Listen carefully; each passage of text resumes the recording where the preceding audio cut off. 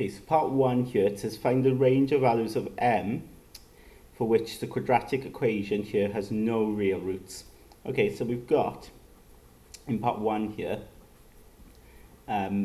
quadratic there, quite simple in its setup, and it's got no real roots. Okay, and we need to find the values of m then, so there's got no real roots. Well, we know, of course, when we identify a, b, and c here, a will be 3, which is in front of the x squared.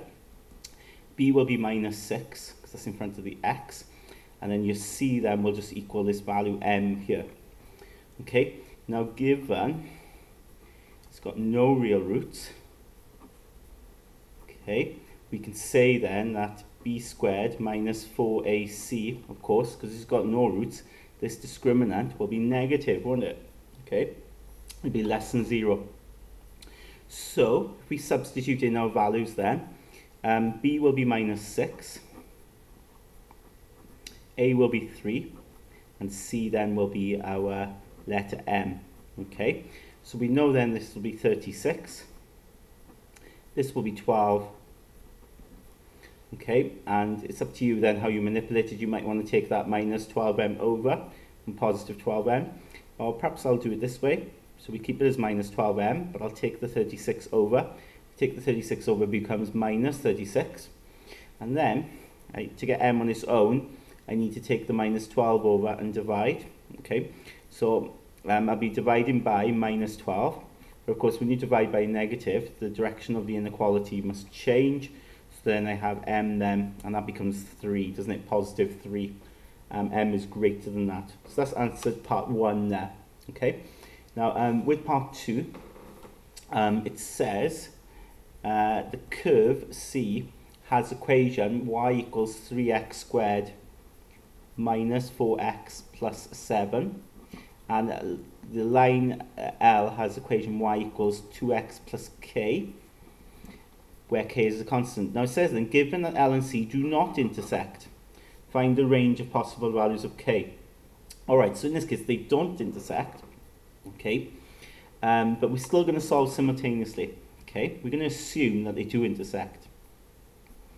Okay, we're going to do that to start with, because we need to connect this curve and this line somehow. So we solve simultaneously. So when of course we solve simultaneously, we're expecting results for x and y to be consistent with both equations. Okay, so we're expecting points, aren't we, that will work for both, where they would intersect. So in this case, the x's be the same, the y's will be the same. So we can say quite simply then, if the y's are the same, the 3x squared minus 4x plus 7 will equal to 2x plus k. What I can do then is get everything onto the left-hand side.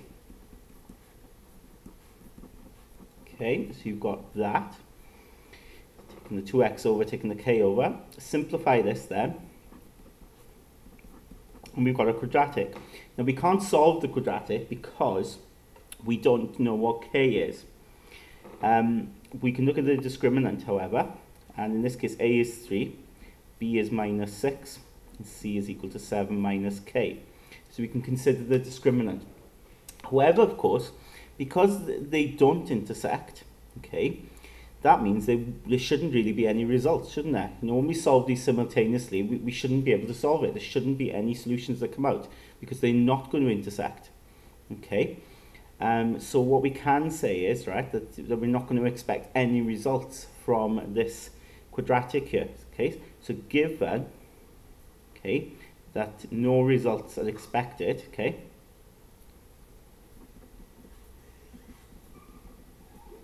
okay, we're not expecting any real roots from here, okay, expecting any real roots rather.